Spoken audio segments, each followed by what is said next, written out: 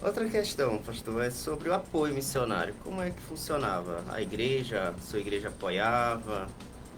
Existiam outros colaboradores também? E você sentia essa, sei lá, às vezes, se sentia sozinho no campo missionário?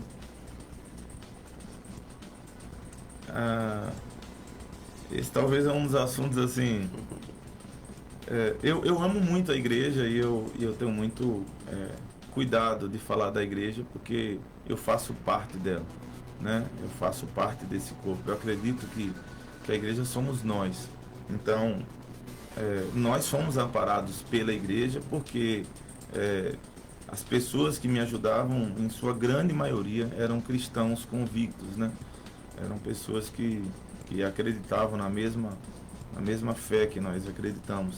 Então eu fui amparado pela igreja, né? Agora, denominações locais, algumas ajudavam, outras menos, outras mais, mas pessoas foram que me ajudaram, mas em sua grande maioria eram cristãos, né? A igreja local, na época que eu fazia parte, nos ajudava também, sempre nos apoiou.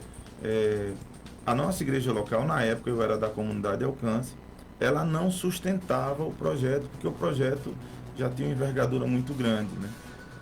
Mas ela sempre apoiou, dando ofertas, incentivando as pessoas da igreja a ofertarem, passando os nossos vídeos, divulgando, intercedendo, orando. Então eu sempre fui apoiado pela igreja. Agora, se você pergunta assim, é suficiente? Né? É porque é uma obra muito grande. Eu gastava muita grana com os projetos. Lá tudo é muito longe, é tudo muito caro, o custo de vida é altíssimo, diferente do que as pessoas pensam. A África, né? A mão de obra é barata, mas deve ser tudo barato lá. Não é, é tudo muito caro. Eu gastava pelo menos 2 ou 3 vezes o valor que eu gasto aqui com comida, vivendo de uma forma muito mais simples. Então, é muito caro lá, muito caro de viver. Bom, pastor Júnior, a gente estava falando aqui, né, sobre algumas experiências que você teve lá, na África. E eu queria que você dissesse qual a maior dificuldade que você encontrou lá. A questão foi questões sociais, né? De saúde, questões econômicas, as questões espirituais. Quais foram, como você diria assim, qual a maior dificuldade que você encontrou?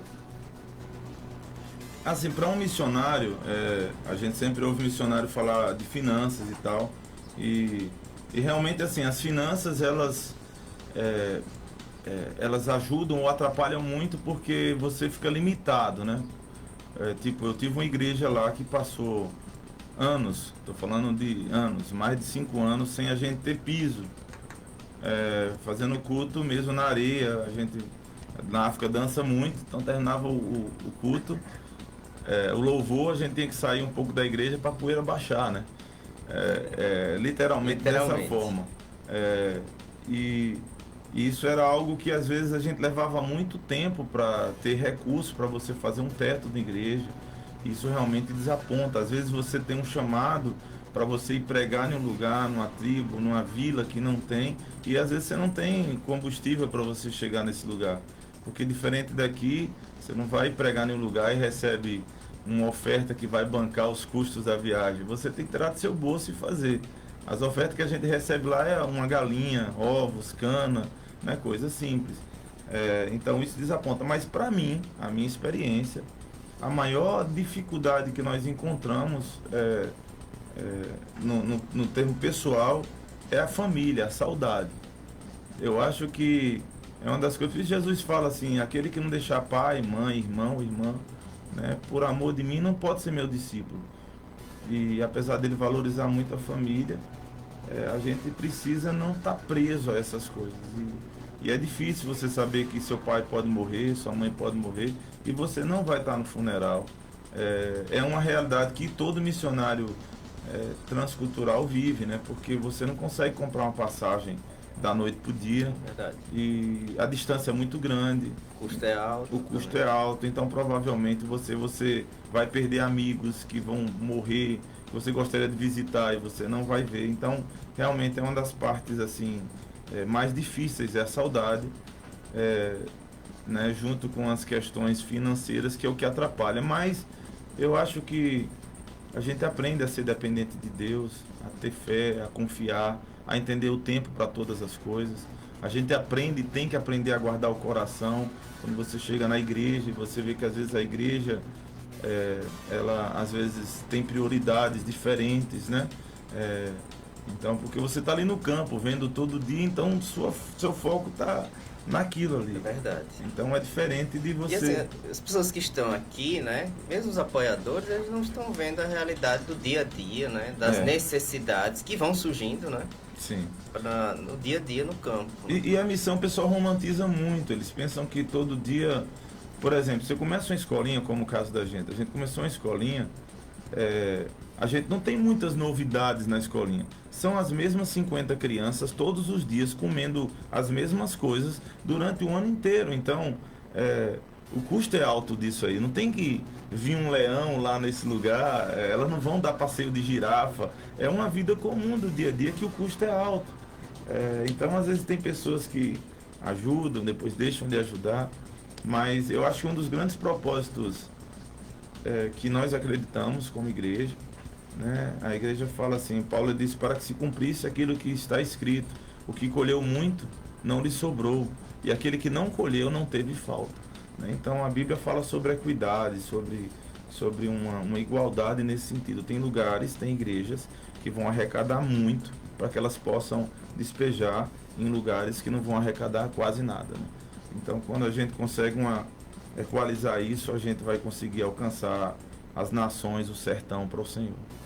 A pessoa que está interessada no trabalho missionário, você acha que ela deveria conhecer a realidade, fazer uma viagem, mesmo que um período, né, de, sei lá, 15 dias, um mês, férias para Jesus? Ou pegar esse dinheiro, né, esse valor guardado, não sei, e enviar para um missionário ou para vários missionários que existem. Boa pergunta, viu, professor? Essa aí foi boa.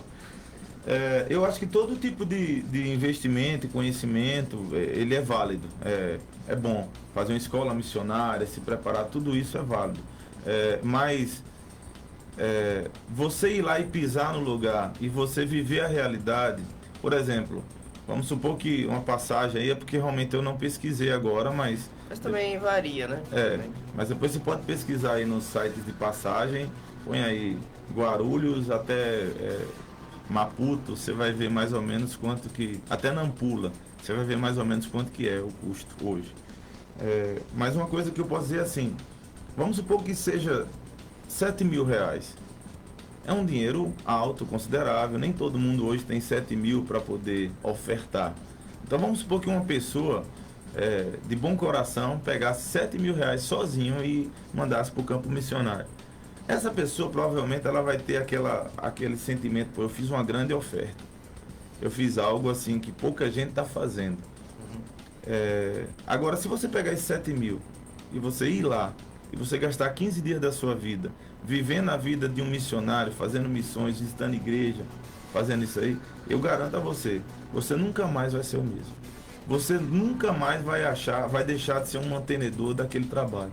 Porque você vai ser tão impactado por uma realidade que às vezes você não conhece, que você vai saber que 7 mil reais não é nada para a necessidade que se tem naquele lugar, né? Pelo contrário, você vai voltar apoiando, sustentando missionários, sustentando pastor, enviando recursos. Você não vai conseguir se desligar mais daquilo, a não ser que você tenha um coração muito insensível, né? Mas normalmente você não consegue.